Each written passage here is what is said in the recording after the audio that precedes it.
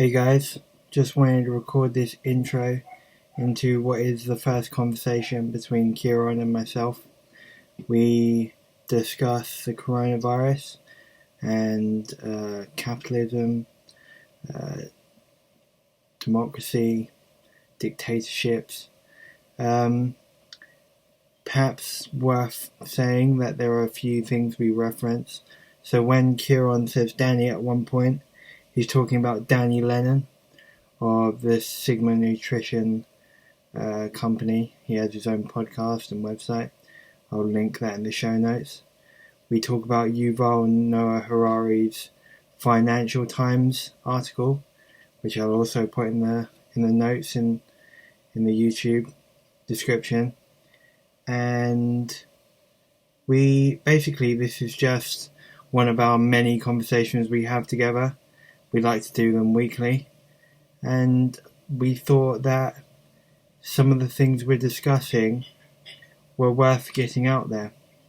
And not because we think we're right, but more because we want to know where we're wrong and we want to start a dialogue about certain things. So let's get on with what we're going to call the first episode of the Axiom of the Infinite Unknown. IOU. AIU. Sorry. So, let's go ahead. What happened there? Yeah, okay. So what's the crack? I know things have changed in the UK. As of Friday, didn't Boris and his comrades basically make what seemed like a pretty big U-turn on their approach? Oh, right. No, so the U-turn came previous to this. That would have happened a couple of weeks ago now, wherein they'd done away with the herd immunity hypothesis. And whilst it still stands to reason that herd immunity would hypothetically work, it wasn't worth the clear sacrifice. And so they shifted more towards an isolation type of message, and that very much involved an instruction rather than a measure that was going to be enforced. It was a guidance rather than something more concrete. Whereas on Friday they said we're shutting down restaurants, clubs and gyms, theatres, these sorts of things, because too many people congregate there, and we are enforcing that now. And so that was all well and good. That was the first real extreme step towards enforcing isolation. The next step came on Sunday, I believe it would have been, wherein Boris Johnson, Freudian slip. I don't compare the two. I think Boris is a far better leader than Donald Trump. I look at America and I just feel sorry for them at this point. I think that you only get away with having Donald Trump as your president for as long as something like this doesn't happen. And as soon as the crap hits the fan, you realize, Jesus Christ, we're being buoyed by a absolute incompetent moron. Anyway, Boris Johnson said, almost did it again. Boris Johnson said, but now, because over the weekend, all of these videos came out on Twitter. It was a real hype sort of movement wherein people were just saying, people are ignoring you, Boris. People aren't listening. Look at all of these videos of people en masse entering a park or going to do some event together because you've still said it's okay to go out with one another. Well, you haven't said it's okay. You've advised against it, but you haven't legislated against it. So on Sunday night, he said, I'm having to announce that as of now, you are allowed out once a day for exercise. You're allowed out to do shopping, which we strongly advise you do once a week, and you only buy necessities. And you're allowed out for any medical reasons. Other than that, you are staying at home, and if people don't comply with this, you could be asked to break up your groups or fined substantially. So those are the things that have happened now. So I go for one long walk every day now. I'm training at home just to maintain my muscle mass during this period of time. And I am in the aggregate pleased that he's done this, because this stricter enforcement will slow things down dramatically, I think. Yeah, I suppose my calling it a U-turn is in relation to the way that they're acting now is basically a U-turn compared to the way that they were treating this situation initially. Yeah, So no, even 2 weeks yeah, ago, think about it. Look at even Saturday. Look at Saturday 2 weeks ago with the Stereophonics concert and the Lewis Capaldi concert. Was that Saturday? Which day was that? Was that was that Saturday the 14th? Was it? yeah. So if we do release this, just to say, today's the 25th of March, Yeah. and that UK concert would have been, I can check actually. So it was in London, wasn't it? Yeah, and Lewis Capaldi as well. Lewis Capaldi and Stereophonics were both on the same night. I think Stereophonics was in Cardiff, and then Lewis Capaldi, I'm not sure where that was on, but they were. It was the Thursday after they shut their schools here, so you're looking at, I think it was Saturday the 14th, I think. And you Yeah. look at that, and then I'm pretty sure that was the night that they were both on that week. Maybe Saturday and Sunday that weekend, and there was to go from a 2 week turnaround. I think that's where I suppose I meant by U-turn. Yeah, no, definitely as compared to where they initially were. Yeah. It is, but I think they were still being very much guided by the data.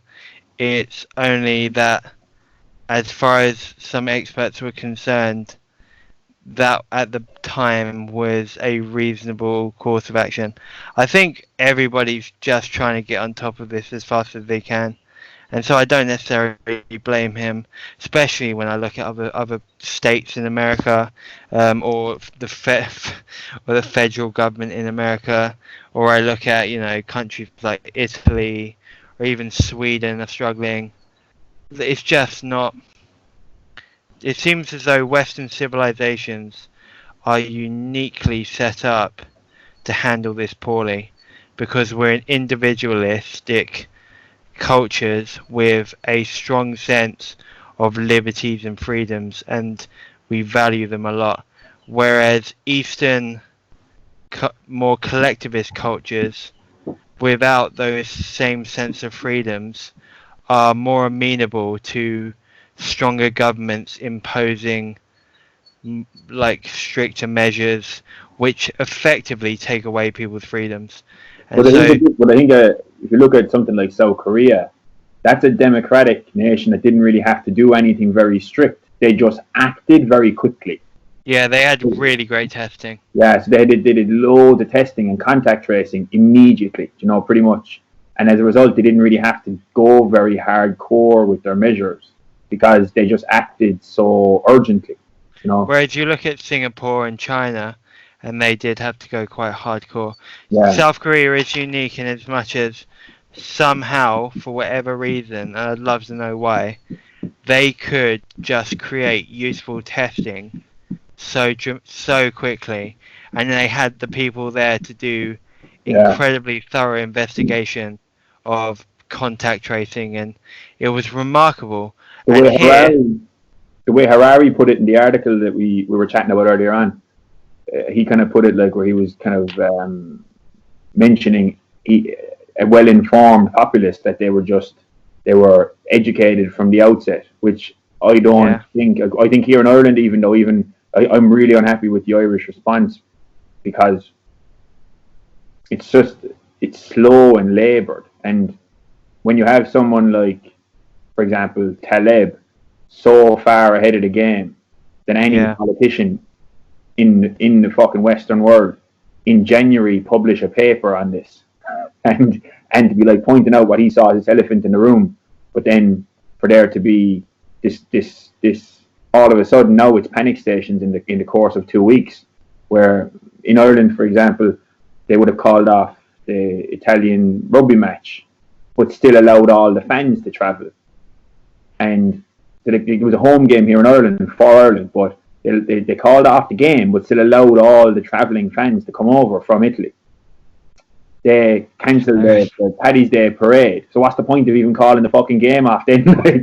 And then they cancelled the Paddy's Day parade, but they didn't do anything with regards to borders or doing anything with people that were coming in. Nothing. Like, it was just business as usual. It was just, okay, we cancel the parade and we cancel the game, but then not do anything about the people that are actually going to be carrying the virus, that potentially are going to be carrying it. They didn't do anything about the Cheltenham festival, about Irish people.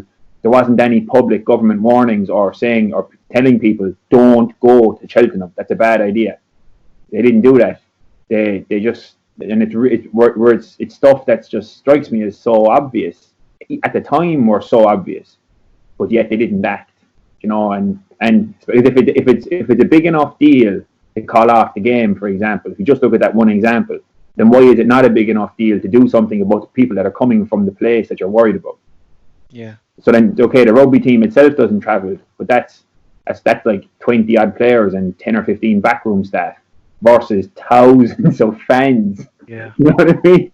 So that kind of thing was just so laboured and slow, and I suppose so. The Irish government's only slightly ahead of the way things are in the UK, but I think the difference with the UK government and the Irish government has been, I suppose, the UK government, from what it looks like, and correct me if I'm wrong, but I actually chat with Alan Flanagan about this on Monday, and I put a podcast up today because of his legal background and his interest. Have you read any of Alan Flanagan's stuff? He's actually, of course. So because of his legal background and because of his interest in epidemiology at large, obviously non-specific to virology and this situation, but just because of his interest in health, in epidemiology for health, I did a podcast with him on fucking Monday. I only put it up today, but the way we were kind of what really sparked the worry for him about the UK was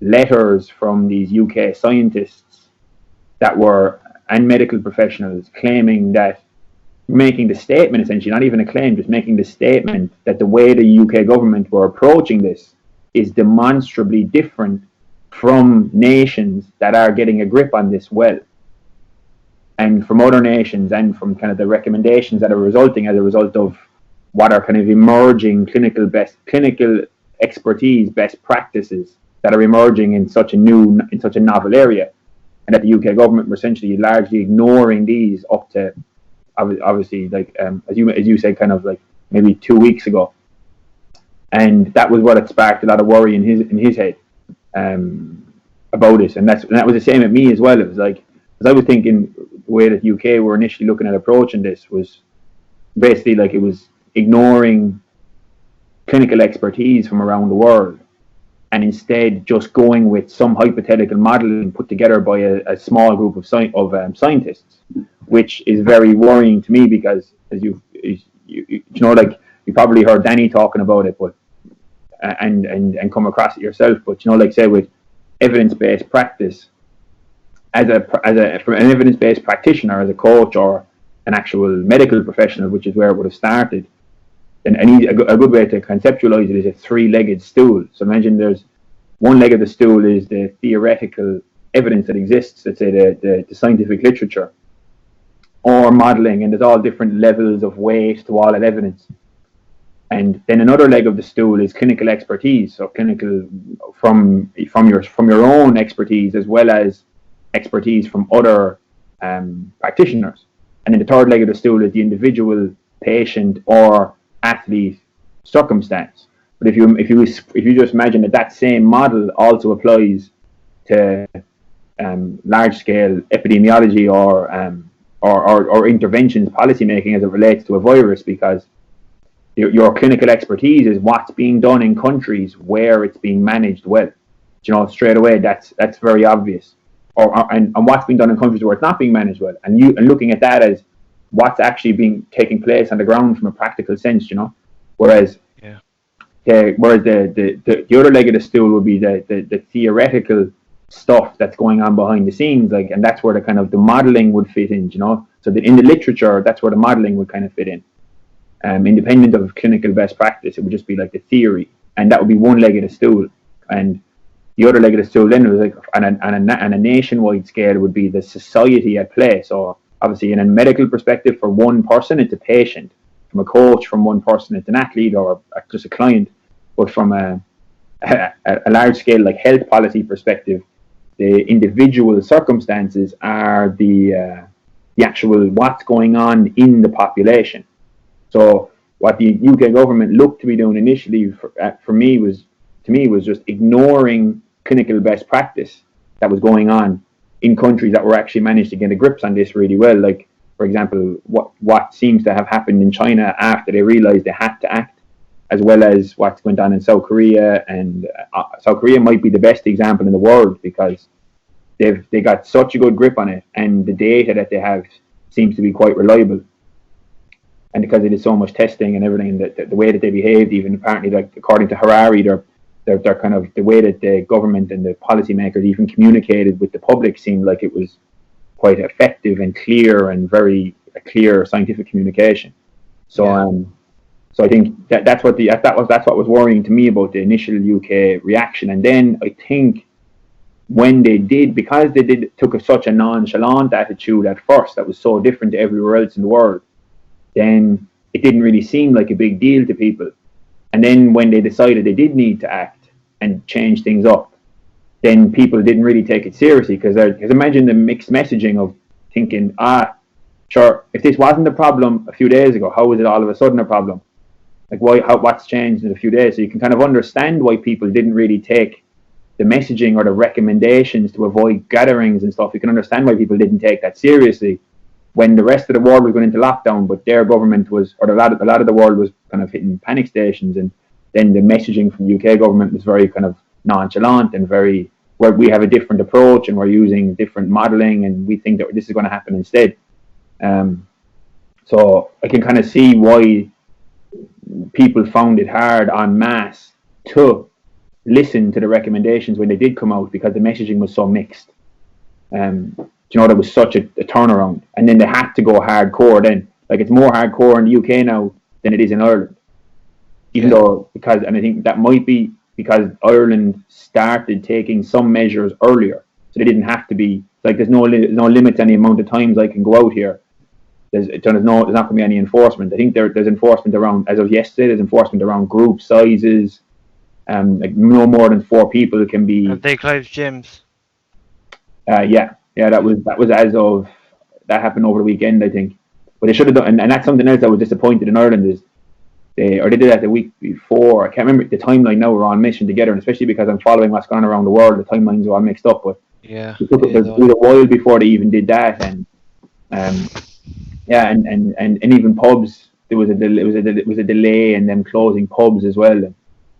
There's actually a really funny story with closing pubs. So my mechanic, I had to drop the car up to my mechanic because I had a slow flat on the tire. So I dropped the car up to him yesterday, and he was telling me about a police officer or a guard. They call it Guard Ishiakana here in Ireland. So a guard, which basically just means guardian of the peace. But a guard friend of his is in Dungarvan, which is a town there in Waterford. Waterford is a county next to Cork where I live. And in a rural pub, the guard went into the pub because they suspected that there was people in there. And there was a load of pints of beer up on the table. There was 3 or 4 pints of beer up on the table in the pub. Yeah. And then they walked into the back of the pub, the guard did, and there was 3 lads standing there in a fridge in a cold room at the back of the pub. And they're obviously in there drinking, But then the guard said, like, what are you doing here? And the lads said that they were hiding from the coronavirus. They thought this was the safest place to be. Yeah. And this ended up, so my buddy taught me this yesterday. And but I actually saw a clip from the news, man. So that it was so I saw a clip that I didn't know it was Dungarvan. I saw this little clip of this news reporter on national TV telling this story. So it's fucking wonderful, man. But yeah, so that's what me and I'll send that podcast link on to you, because I think you might find it interesting. because Yeah. that was a topic we were chatting about, essentially about what the kind of initial decision making was, because the way we discussed it, and kind of in relation to the specific data that they were using initially, the modeling that they initially based their decision making off around, what they eventually, where the term herd immunity and everything got thrown around by, is it Patrick Valence? Is it the chief science officer or medical officer or something?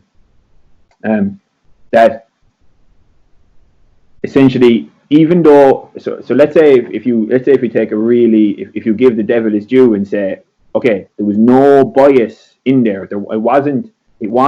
So you could be cynical and say they started out with a underlying axiom which may have been like, it's most important is to protect the economy. Yeah, everything else desire to protect the economy. Yeah. So if you bias towards hoping the outcomes skews a certain way. Exactly. So if we could be, because you don't know for sure. Like let's say we could go. I could be cynical about it and say, look, they had a particular bias and policy which was protect the economy at all costs, potentially influenced by the fact that they're looking at a Brexit by the end of the year, and they're looking to be a sturdy economy coming off the back of that. Which obviously there's rationale to that as well, because there's a balance to strike, like we discussed before, between the overall harm that could be, because it's, again, if the objective is to minimize suffering and death and to help improve human well-being, there's obviously a balance to strike in terms of economic harm in the long term, medium to long term, and this actual what could be done from this virus itself. And you may end up making decisions that actually increase total suffering and death and decrease well-being to try and manage the virus. But actually, then you end up doing more harm than the virus would have done if it was left run rampant. Yeah. Obviously, they're difficult decisions to make. So let's say the cynic would go, well, maybe they were prioritizing the economy, and there was that quote by your man Cummins initially, or Cummings, where he said, let the old people, if some pensioners died and fined, there was that quote that was in the paper only a few days ago. Was it maybe is the I saw it quoted in. I didn't see the quote. If it was the Guardian, I'd be super skeptical, because I saw it in the Irish Times. But actually, I can take a photo of it and post on, because I kept the article. I have it downstairs, an Irish Times from Sunday, and with a quote from Cummings about protecting the economy and old people dying. Something like really, really a bananas quote, like, and which, again, there may very well be logic that to a certain extent in terms of minimizing total suffering, because obviously it's a difficult decision. But so let's say that's the cynical way of looking at it. But even if the decision was, let's say, if I wasn't to be cynical and to give the devil his due and say that the people and the scientists that produced the modeling that the initial data was based on weren't skewed or incentivized to produce information that was a certain direction, or they weren't and the politicians themselves were just using this data. So let's say that the data itself that was the modeling that was done with just some error, unknowing error, and that they tried their best and they genuinely had best intentions. And let's say the government themselves even had best intentions about minimizing death and suffering and maximizing well-being for as many people as possible. Even if you start out with that assumption, it still seemed like their decision-making was kind of, I think, inappropriate and fishy, because they were basing such a big decision off of such a small amount of data, like the initial modeling done by a small amount of scientists, at the expense of all possible knowledge that was available from around the world and the way that this was being dealt with. So they were using a very small amount of information to guide a very big idea rather than a very big set of actions. So this ties into something that I want to get your opinion on. So we're both... Oh, well, I won't speak for you. I'm of the mindset that there are better and worse cultures, and so I'm not a moral relativist. I recognize that some cultures are set up such that actually they are worse than others. Yeah. And so if you were to look at Islam, like certain Middle Eastern countries, and their Sharia law and stuff, those are objectively worse than a culture like ours, which values freedoms and treats women as equal to men. So with that, do you think that, looking at South Korea, I'm inclined to say that perhaps they are epistemologically superior to the UK.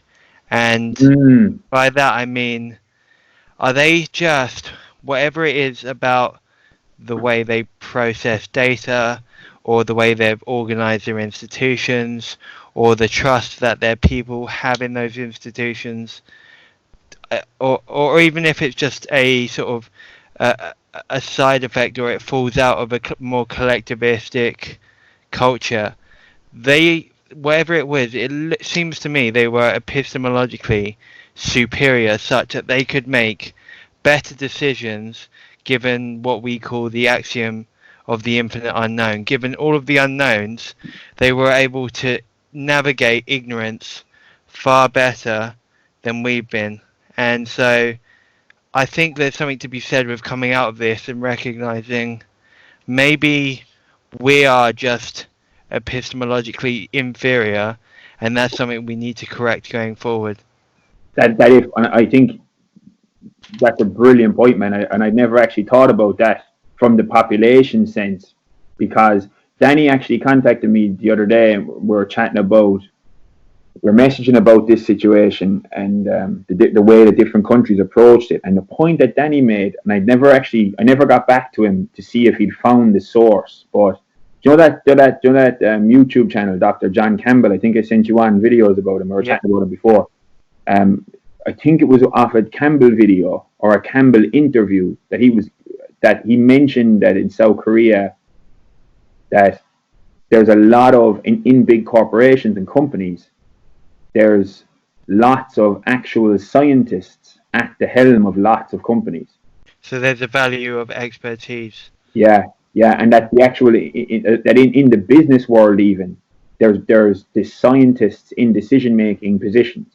So there's people there's more people proportionately in decision making positions that are able to understand the gravity of exponential curves very quickly, and the situation, and be able to understand uncertainty navigation, maybe have a better grasp of uncertainty navigation, and awareness and comfort with ignorance, and comfort with acting based on probabilistic outcomes rather than needing blacks and white certainties, Because in a sense, then, would you say that there is an argument to be made that, so the timeline is Friday, Boris Johnson announces closures of restaurants, gyms, clubs, these sorts of things, and then over the weekend you see the populace gather to almost themselves start calling out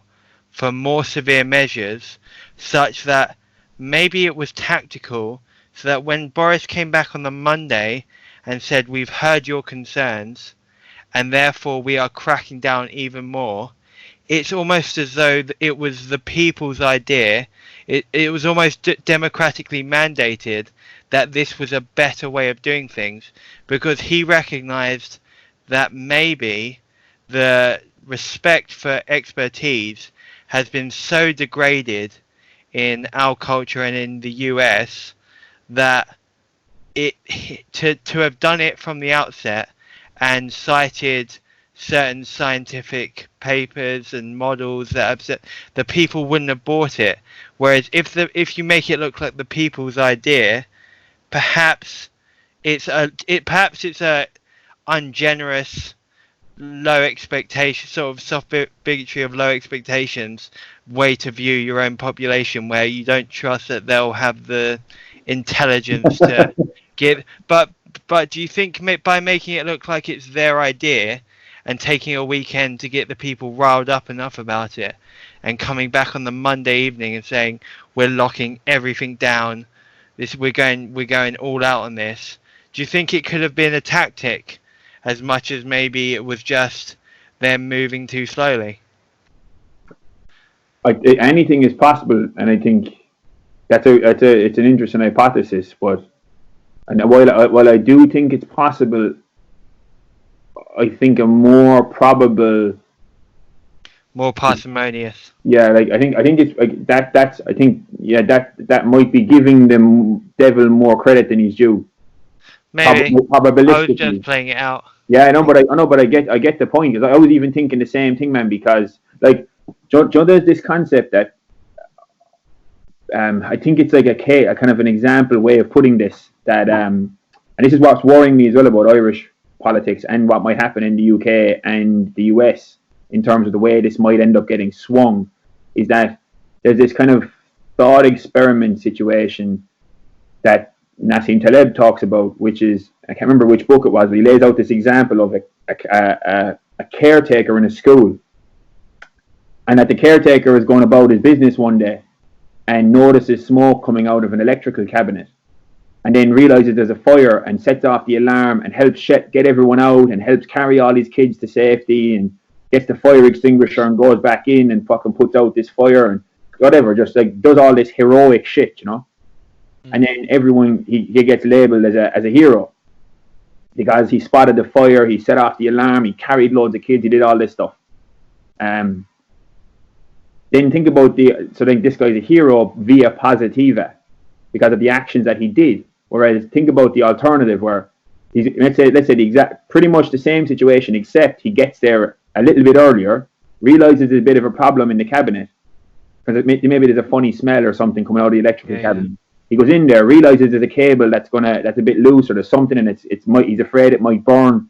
So then he basically tells the whole school, he tells the principal, look, I need you to put an intercom over, and he tells them, like, look, that caretaker Johnny or whatever has to go and do some work, so there's going to be no electricity for the next few hours. So the message goes out, that everything, all the fucking teachers, lesson plans get all fucked up. They can't use any technology. The lights are off in the classrooms, everything for a few hours. And caretaker Johnny fixes the wires, and then he ends up being a hero via negativa because of an action that he prevented. But he's not a hero because everyone thinks he's a cunt because he wrecked their day. Because it's like, what the fuck? I had all this. They can't get any work done. The lights are off. There's all this hassle. So then he ends up acting in a way that was of inconvenience to people, but it wasn't obvious that it was preventing something. Whereas in the first scenario, he's a hero because he stepped in when the shit was already after hitting the fan. But in the second scenario, they prevented the shit hitting the fan, and then no one knew he was a hero. Everyone just thought he was a prick because he wrecked their day. It was caused inconvenience for a few hours.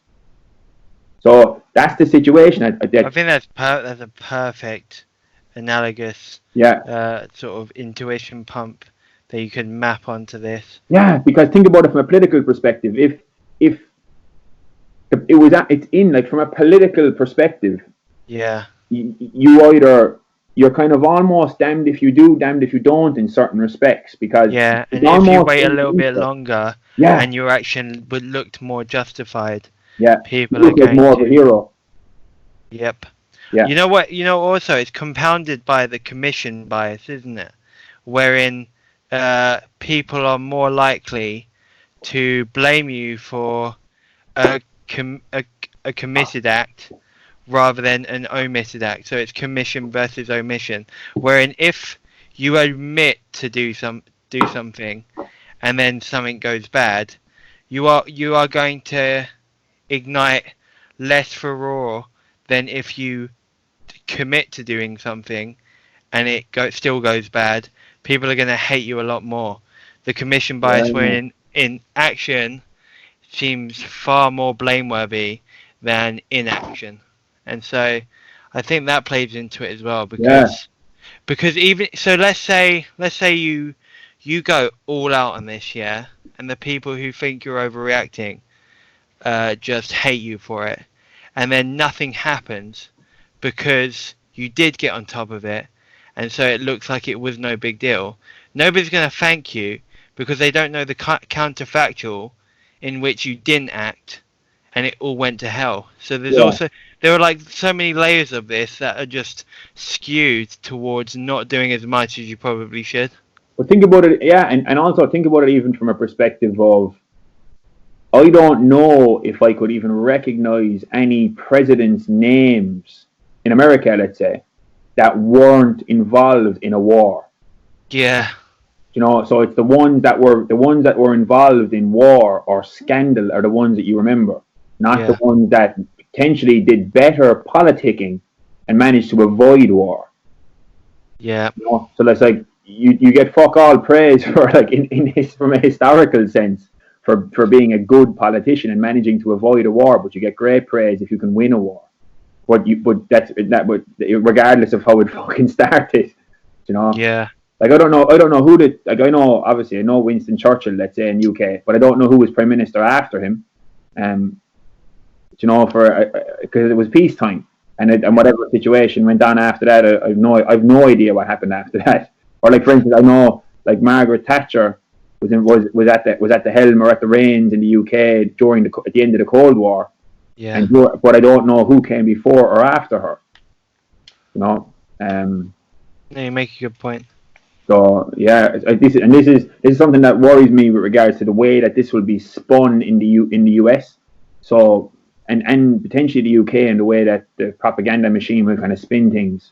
And even here in Ireland, man, where the politicians were so laboured and slow to react, and it wasn't helped here in Ireland that there was a general election that we were only discussing a matter of a few weeks ago, but it feels like fucking last year, doesn't it? Yeah, I know, man. Honestly, this has made time just lose the meaning that it once had. It's obliterated the importance or consequential impact of certain events that prior to this were all people were talking about, and now they're nothing. They've just absolutely receded into the background. It's so odd. It's such an odd situation. Big time, man. It's I think it's you think might be because things seem to be because it's such things are changing so fast. Yeah. There's just so much there's these innovations every day. There's new updates, there's new death rates, there's new case confirmed, there's new drama from other countries, there's new photos of horrors and coffins piled up, and there's all this, and as well as the policies in each country and everything, that there's just things are happening so quickly and changing so quickly that it just seems like there's more life happening in the same time domain. Yeah. I look back on how I was thinking 3 weeks ago, and it doesn't resemble how I think about it now. It just when your mind changes that much that quickly, you feel like a different character, and so it just exacerbates this feeling that time is moving incredibly quickly. Yeah. It's and paradoxically moving quickly, but paradoxically, yeah, man, quickly is a good way of putting it, actually. Yeah. But yeah, no, I know what you're speaking to, because being stuck at home, it has this sense also of feeling as though, when is this going to be over? And so it's not quite moving quickly enough. Yeah, it's and with that article, man, the Harari thing. Yeah. What I was listening to, do you know the ever reliable Rebel Wisdom for stimulating thoughts. Yeah. Listening to the Rebel Wisdom podcast last night and this morning when I was out for a walk with do you know that uber genius Daniel Schmachtenberger, is it, or Schmachterberg? Yeah. Daniel Schmachtenberger. Did you hear the new episode with him that only came out a few days ago? No. Man, it's the single best discussion on this whole topic. Really? That I've heard so far, because it's an hour and a half essentially, or an hour and 20 minutes of him discussing this topic, but from not just from a perspective of a medical perspective, but the geopolitical second and third and fourth effects. You know, it's outstanding, and I think that in conjunction with that Yuval Harari essay, I'm gonna have to reread that and make some notes and pull out some quotes for it and go mining for some quotes, because some of them stimulated quite a lot of thoughts. But we need to be behaving in such a way where we're keeping the future in mind as well. And I don't know how many people en masse are thinking about the world post Wuhan coronavirus, you know, Yeah. and what the potential effects are going to be like that. Like I was even thinking about it in terms of, imagine the field day that conspiracy theorists are going to start having when this vaccine does come out, and what kind of, this is just one example, like one microcosm, what kind of global policies are going to be put in place around this vaccine. Are they going to make it mandatory for everyone everywhere? And if so, think about how hard it's going to be to implement in a nation if you're going to, because to make a vaccine mandatory. Yeah. Or are they going to make it only so that you have to get it if you want to travel to a country? So then all of a sudden you're looking at, because think about it, right? They come up with a vaccine, let's say it's 18 months' time. I'm not a virologist, I'm not a chemist, I'm not a biologist in that respect, but still, if they come out with it in 18 months, that means at longest, let's say by June next year, July next year, whatever, from when they started trying to make it in January, February, at longest they'll only have a year and a half of data in terms of what the potential effects might be or who they give it to, and being able to monitor them for 18 months. So you don't get a chance to have a look at long-term effects. You don't know if there's going to be some, because there's no biological free lunch, and you don't know if there's going to be, let's say, some long-term implications of this vaccine that are even outside of, let's say it works to deal with the virus, but what other potential knock-on effects could happen as a result of taking, because there isn't any biological free lunch with any drug you take.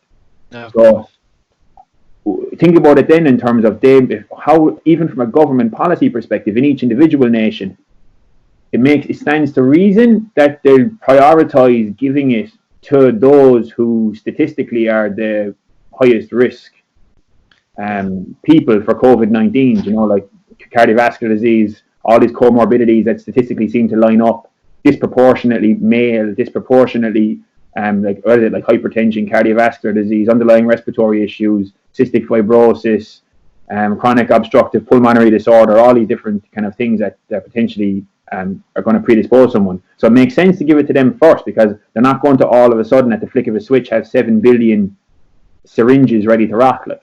So, but then do they keep rolling it out across the whole population by mandate? Or do they make it optional, but then prioritize people who are in risk categories first? And then think about it from a perspective of, even, like I said, about travel. Like, do they make it mandatory? Let's say, do Ireland make it mandatory that you can't come here unless you've taken the COVID-19 or Wuhan coronavirus vaccine? So, and if so, what are the implications for that, given that they only have a year and a half's worth of data on long-term analysis of patients who've been given it? So there's going to be, the conspiracy theorists are going to have a field day with this. But even not even looking at it from a conspiracy theory perspective, there's some really interesting implications from a kind of that tug of war, you know, that delicate balance between like individual conformity to the collective and collective imposition of conformity on the individual. Yeah. So there's going to be that, and that's always a balance to strike between individualism and collectivism. What would your thoughts be on that? And even, I just use the vaccine as an example, but did that ring any bells at you, or is there anything that you've thought of in particular for after this vaccine situation, or after this virus situation?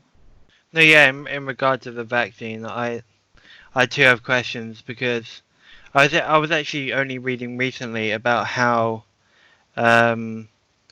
patients of bone marrow transplants, their DNA through much of their body, changes to their donor's DNA, which is crazy, isn't it? So this guy, there was this man whose entire semen now had in it the DNA of their bone marrow donor. And so if you start injecting so depending on whether this vaccine is active or inactive, you're injecting virus DNA into a person's body, and doctors who have been doing bone marrow transplants their entire career are surprised to see, oh right, this has implications for criminology, where basically if somebody were to commit a crime, their DNA would, depending on from what part of the body it was drawn, it would look like two people were at the crime scene, the donor and the actual person. And so with this sorts of things where you're doing some pretty, like you said, there's no biological free lunch. When you're injecting virus purposefully into the body in the hopes that this will immunize them again, you don't know the implications of that. As far as what I've been thinking about post coronavirus, I suppose after this SARS-CoV-2, I'm thinking about the next one, because this has a mortality rate of 1% thereabouts. What about the one that has a mortality rate of 30%, 40%, 60%, as some people have talked about with certain. And like all it needs to be is that mortality rate, but over a protracted enough period of time, wherein the incubation period is long enough for the R0 to start at something like 6 or 5, and then that's extinction level stuff almost. That's mental. So what are we going to do in regard to making sure we're protected against that sort of a thing? And what are we going to do in speaking to China and other countries about these archaic practices that are putting the entire world at danger? Yeah. They're basically little bioweapon manufacturers, these wet markets. Yeah. So you telling lads, look, boys, you can't be eating fucking bat kebabs anymore. You can't be stacking pangolins on top of bats, on top of dogs, and expect that to all go well. Yeah, but even exactly, I don't know. Did I send you the video that I got from of the market? Yeah. Yeah, with the python. Bleak shit, isn't it?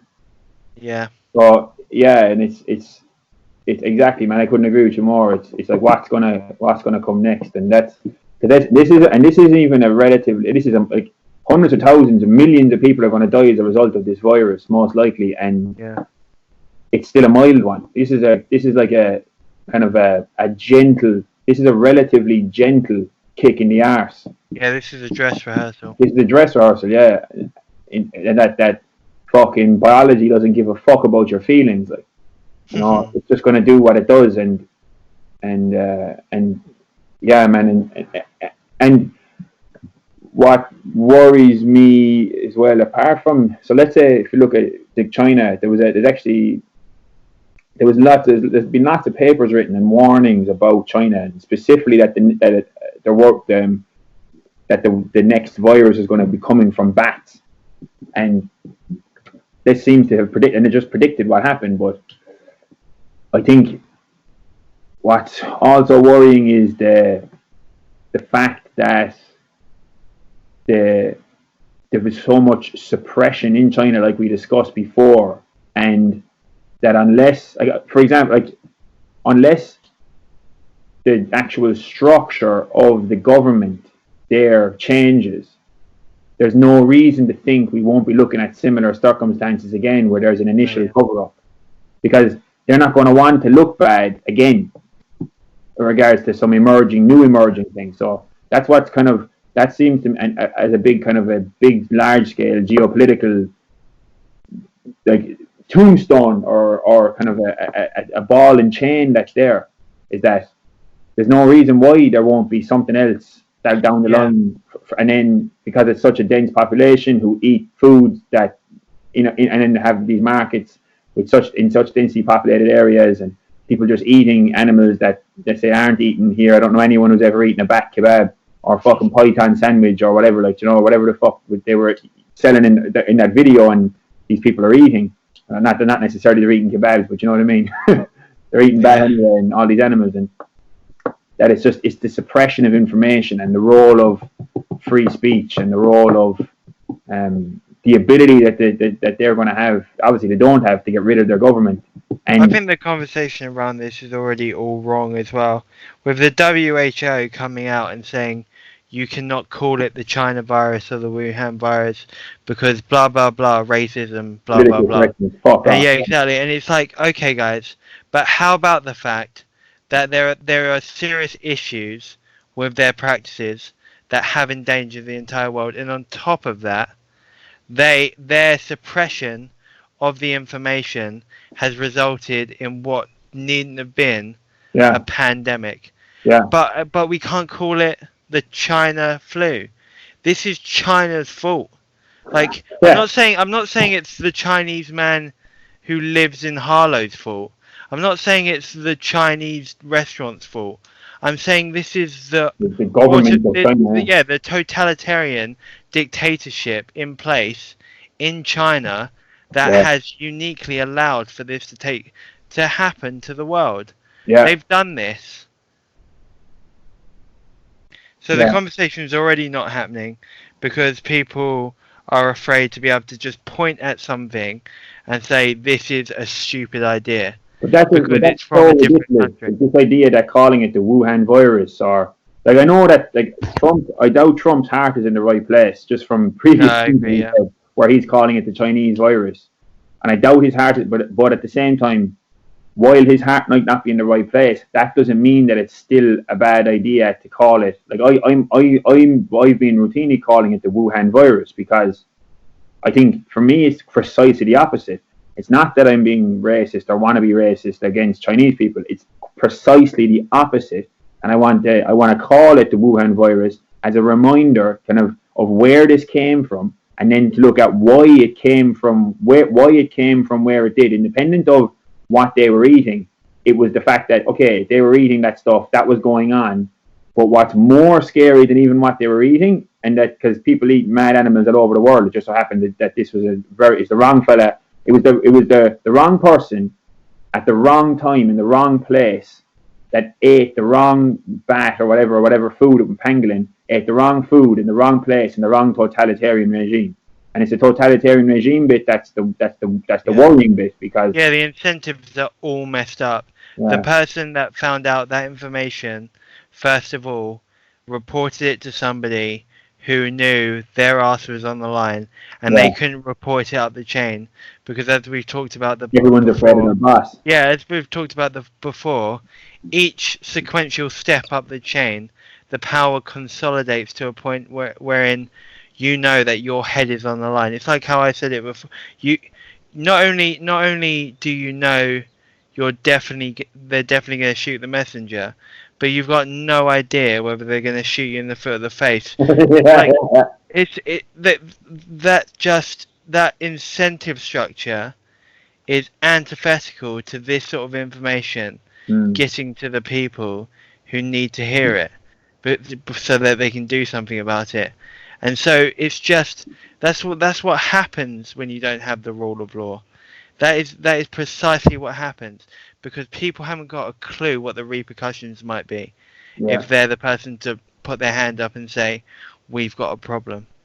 And that's the incentive structure within the government, like we discussed, because of the absence of rule of law, where everyone's afraid of their boss, and as you said, that you put it really well, where it consolidates more and more the further you go up that kind of pyramid-shaped hierarchy, where at the top of it you have Emperor Xi Jinping who can do whatever he wants to whoever he wants, and you also have that essentially the reasoning that they need to propagandize and control information is because of their dictatorship as well, because the only option that the populace has to get rid of them if they're unhappy with them and they won't go, the only option that the population has is to use violence and bloodshed, because they don't have like a kind of they have to use bullet shells since they can't use ballot paper. Yeah, And that's this also. So like, as a result, the government in the populace and its messaging and the information it's getting out. That's why all these media channels are blocked. That's why they have their own WeChat where they monitor everything, and they have to maintain stability through essentially having one, that they look competent and that they don't look malevolent. Because if they look incompetent or malevolent, they increase the anger and discontent within the populace. yeah, And then two, is they can't look weak. They have to look strong, because if they have a discontent populace and they look weak, then the populace is more likely to rise up and to take, unfortunately, what would by necessity be violent action. Because so as a result, so then that's within no one wants to hand bad news up the chain of command within the government, within the hierarchical communist structure, and at the same time, because there's no rule of law and everyone's afraid of the boss. And I love the way you put it, where you go, you don't know if you're going to get shot in the foot or the face. And then within the populace, there's a suppression of information to maintain stability, because ripples make waves. And yeah, do you ever hear that phrase? But then we're precisely the opposite problem here. Then where I think we're Western democracy. You're so accountable to the people that if the people say, I value my freedom more than I value everybody else's safety, whereas they're not at all accountable to the people. Yeah. There's an argument to be said that when you're entirely accountable to the people, you're just as afraid of the repercussions of action. So. Yeah, and also it's the people themselves. So the benefit of living in a democracy is we can get rid of politicians without needing to use violence. But the downside of democracy is that if the voters within that populace aren't paying attention to what's actually going on, and aren't paying close attention, and aren't critically analysing situations, then you end up with a situation where one person, one vote, but there may very well be quite a lot of people who are voting who don't have a fucking clue. Yeah, no. So this is exactly what Yuval was talking about, isn't it? That you need an educated, trusted population, and they need to trust you reciprocally. Yeah. I just, you know what? I recognize all of the problems with democracy, because there are the problems wherein you don't want to do the thing that pisses off enough people and can't be pointed to as the obvious correct thing, like just locking everything down immediately. You won't know whether that's the correct thing, because if it works, people won't realize it worked. And you're almost guaranteed then not to get elected back again. But I do see at the moment sort of people pointing to China and saying, look at them, they got on top of it, blah blah blah. Every time that I've had a conversation with anybody since all of this, and they've said, yeah, but China got on top of it, I just don't stand for it. I just say, are you actually kidding me? We are not going to let China come out of this looking in any way like they did anything right, because we can't allow it. We can't allow anybody to come out of this with a more positive view of China, because it's exactly their awful regime which has created all of this. So don't start looking at them now and going, yeah, but look what they managed to do. And the fact that they're just coming out the good guy because they're delivering aid supplies to European countries and stuff, like, because that's them scrambling to maintain their image. Yeah, I just won't allow it. They're the same organizational power that's allowing for all of this allows for concentration camps that are almost certainly still being run despite all of this going on. And so I'm not up for hearing about it. Yeah, it's infuriating to me as well. It's the same. I'm hearing the same thing. Oh, the Chinese are getting the grips with this, and the government if they were able to deal with it, why don't we act more like China and everything? And I'm like, because they did a good job. And precisely, I think it's a lack of knowledge there, man. But I think what the problem in democracies, I think, comes down to the populace, because the benefit is we can get rid of politicians before they can do too much harm if we're paying attention, and we can put politicians in place that we think will do a better job if we're actually paying attention to what they want to do and what they can do and all this, and we pay attention. But the difference is what's needed is to pay attention. So there's a Irish, he was a kind of a really interesting character. I think he was a lawyer, and he was a writer and a poet and all sorts. John Philpott Curran was his name, but he's the one who kind of coined the term, the price of freedom is eternal vigilance. And that's to make sure that you're always up to date with the contemporary facts of the matter. And Yeah. Whereas Okay, yeah. I'm thinking that there's not enough people that are living within democracies that are being vigilant. And then, but the I flip agree. side is, so like the way if I was to it's kind of occurred to me the other day because I was thinking about writing about this and I was doing some notes and it kind of occurred to me that like let's say if I was to make a play on that phrase and just extend it out. So if I was to go, the price of democratic freedom is eternal vigilance, but the price of totalitarian stability is absolute obedience. So in a totalitarian state like China, the primary objective that they have is the government has is maintaining what they call stability because Yeah. ripples make waves, basically, and they kind of phrase maintaining stability and market maintaining stability to the populace as if it's a good thing for the populace. Yeah. And what they don't talk about is that it's better for them if things remain very stable and Yeah, of there's course. not much of a wobble because small wobbles can turn into very big wobbles. All of a sudden, the Berlin Wall is coming down, you know.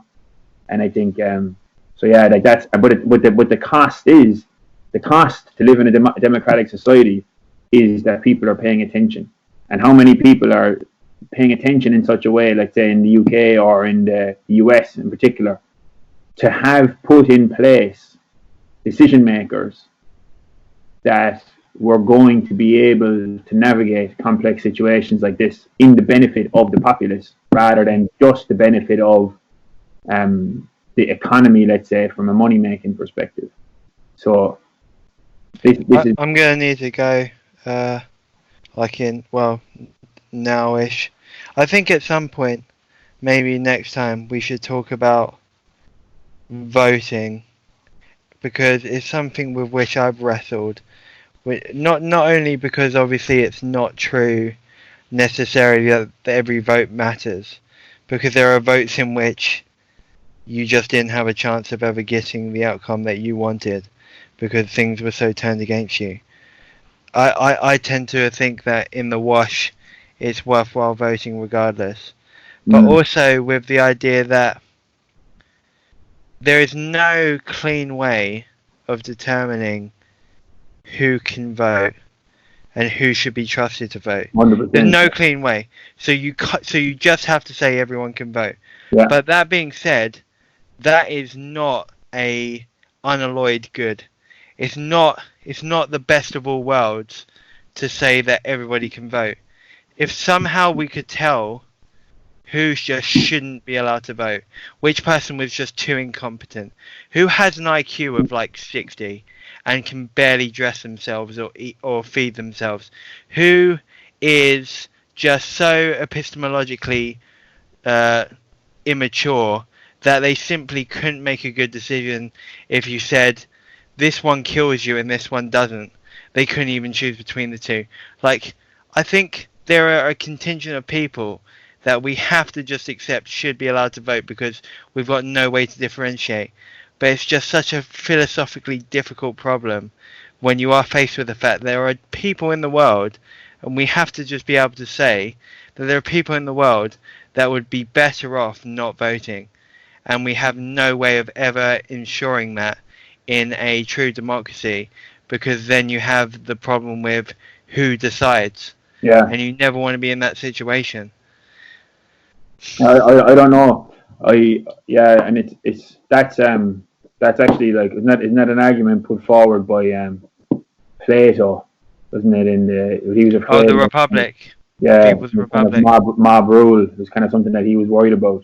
Was essentially this kind of this idea, that people could end up being able to or casting votes that maybe shouldn't be, but it's just, at the same time, when you take it, like I don't know anything, I don't really know, and it's so hard to even, as you said, it's unclean. It's how difficult is it even to even try and nail down what kind of decision-making processes or intuitions or knowledge base a person would need to have to be eligible to vote, for example, because there may very well be certain people that, like, just because we're all so different, it's so hard. And as you said, there's no clean way. So given the fact that there's no clean way, which I 100% agree, because I think there isn't any, because you're straight away looking at a situation. Well, who decides who the voter can even be then, and under what categories can a person vote? Because even with something like IQ, that's a single measure that encapsulates a kind of a small world model of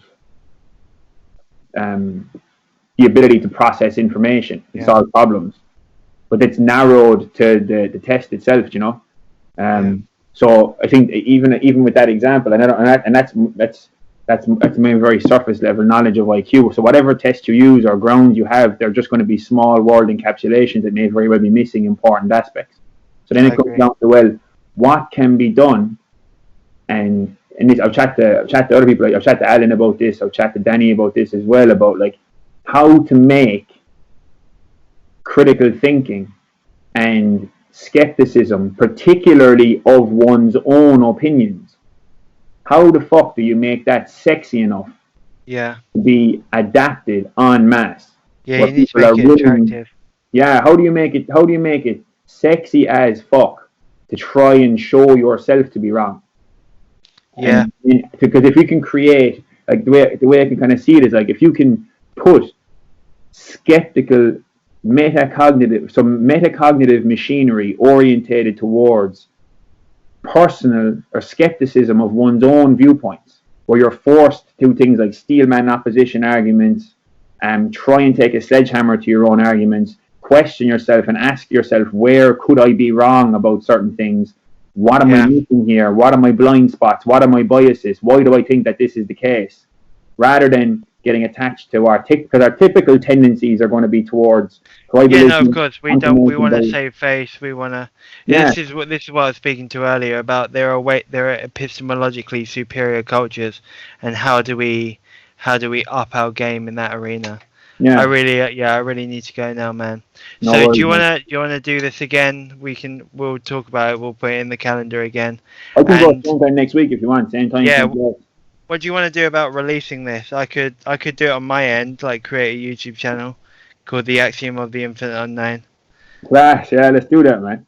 Okay, cool, man. I'll sort that out. I'll make a note to myself to remember to do that. Cool, yeah. Oh, nice one. Really enjoyed the conversation as always, bro. Nice one, man. Nice one. It was a pleasure, buddy. And we'll chat next week, man. If you come across anything interesting as well, forward it on to me. And if you do get a chance to listen to that Schmachtenberg interview with Rebel Wisdom, let me know. Yeah. It's fucking outstanding. We'll do, definitely. Alright, take care, dude. That's soon, buddy. Best wishes, man.